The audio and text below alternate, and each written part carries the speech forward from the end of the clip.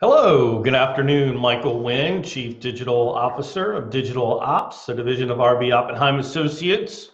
Welcome to the Digital Marketing Podcast and video series where we talk about digital marketing strategies and tactics to help grow your business. Today, I want to take a deep dive into a report that was released last week by Twilio that really provides some insight. And I think what it really is telling is that there are two channels that most brands are ignoring in 2019 that are going to be must-haves in 2020. So let's take a dive inside of this report from Twilio. For those of you who aren't familiar with who Twilio is basically a messaging platform and API service that provides various communication channels for brands like Airbnb,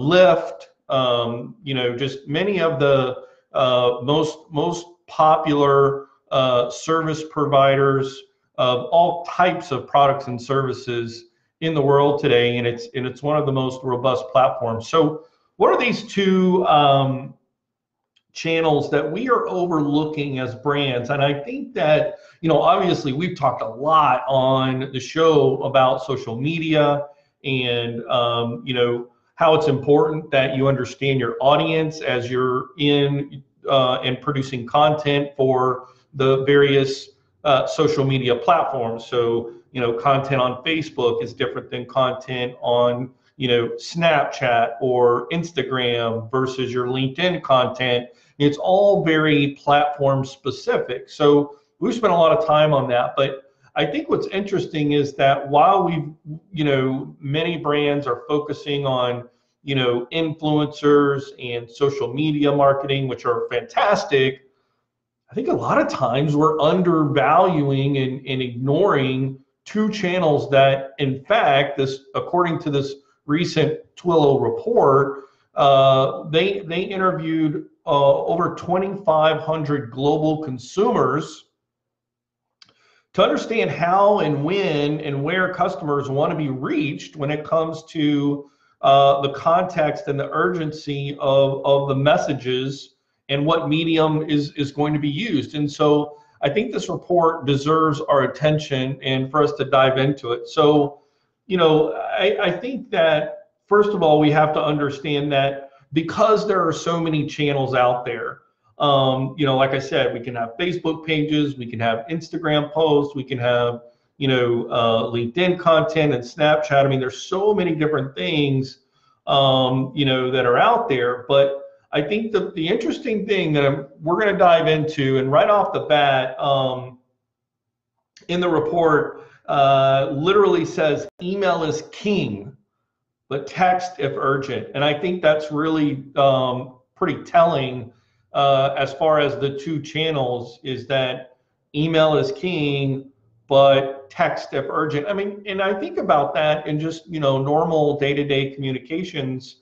If someone's trying to get in touch with you, we've talked about quite a bit, hey, shoot me a quick email so I can get it in my list to do. But if it's urgent, text me right away. That same thing holds true when we're looking at this report. In fact, it indicates 83% of global consumers say that they would prefer an email when receiving communications from their business.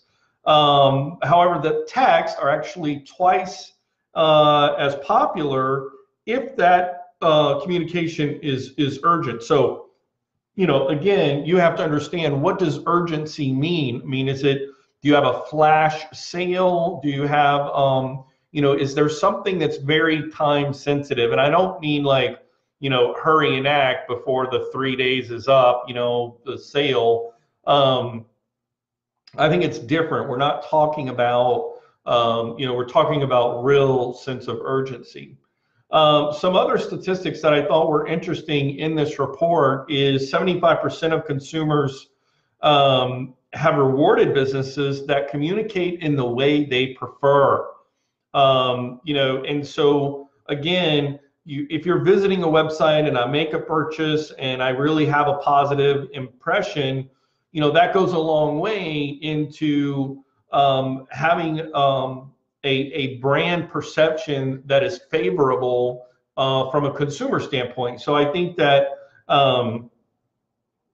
that's important. Another thing that I think is very interesting is that 7 out of 10 consumers have penalized the business when the communication experience wasn't what they wanted.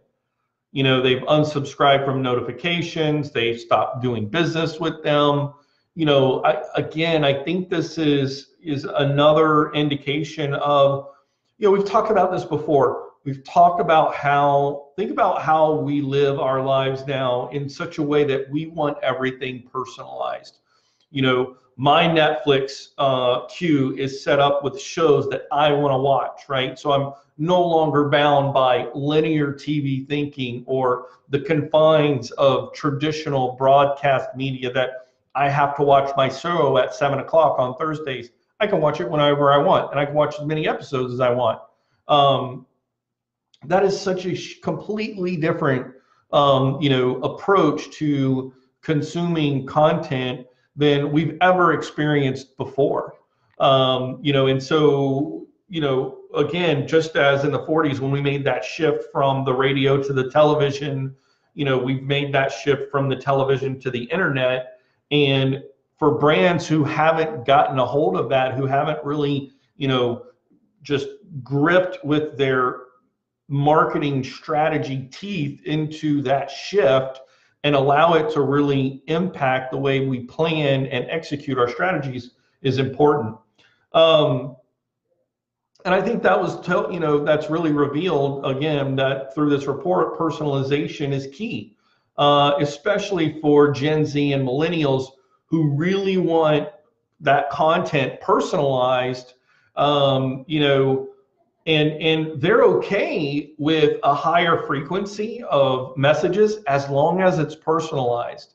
And I think really, but that's true for anybody. Like, I love playing fantasy football, right? I mean, it's just what I do. And I like to get alerts from the various channels that I check out when I'm, setting a lineup or, wanting to know about, latest injuries or news. Like I want that as soon as it happens, and I'll take the frequency all day long, because it's my recreational fun when it comes to, setting my lineups and sort of playing the game, if you will. So in that same sense, I think that we have to, as the report says, we have to make sure that we have the right channel and the right message. And that's what this report really indicated. Again, some statistics, 94% of consumers reported that they are annoyed by the current communications they are receiving from businesses. The content is not relevant, 56%. They don't remember opting in, 41%. Being contacted in the wrong communication channel, 33%. Guys, if we don't have channels and if we don't execute the right channel with the right message to the right people, we are still operating in this linear TV single, one size fits all message. That is so outdated, and it's coming at the detriment and to the decline of many brands. They are suffering, lower sales, lower revenue, declining in business, and we don't want that, right? For those of you who are tuning into our show, that listen to the podcast and video series, we're trying to figure out how to remain relevant, how to grow our business, and what are the tactics and strategies, and how do we deploy them for the success of our own business. So I think it was really neat. I like how they sort of broke down, what are the best practices when we take sort of this context of this report of 2,500 global consumers. And I really like kind of how they broke it down in just a group of a core set of things where, number one, don't treat everyone the same, right? Personalization is exactly the opposite as one size fits all. So, while generations, may have specific preferences, now is the time to really go niche, really go, personalize. And we've talked about how we, when you deploy your digital campaigns, whether it's text or whether it's, social, or whether it's email, being able to segment your audience group based on interest and create content around that, that's key. So if you're executing that, then you are observing what the masses are saying, in that we want contextual information, offers, specials, promotions. And if done correctly, I'll open them and I'll take advantage of them. Make sure, and so number one was don't treat every customer the same. Number two is embrace different channels for different purposes. I think this is really key. We talked about the different platforms. So, you may have a completely different strategy depending on the platform. If you're in social, such as, Instagram might be more lifestyle, sort of big idea, emotional, whereas, a piece produced for LinkedIn, might be more, thought-provoking, thought leadership, long-form written content, so making sure that the channel and the content fit, and being able to diversify that based on, the different channel. And then obviously, don't abuse your channels. They talk about, I'm okay getting a text message, but don't flood me with, random messages that really aren't urgent, because that's a turnoff, right? Like, that's annoying. And then number four is really to embrace an omni-channel approach and make it easier for customers to customize where they want to be reached. I do think that it's interesting that there are CRM platforms. One might be Agile CRM, 500 apps, where you could actually integrate your SMS platform, your email platform into that customer profile, so that when you communicate with them, you understand what their preferences are, and then you use that to be able to segment not only their communication preference, but then also the actual content itself, right? Being able to contextualize and individualize that message. I think lastly, knowing the demographics of your audience and tailoring your communications to match.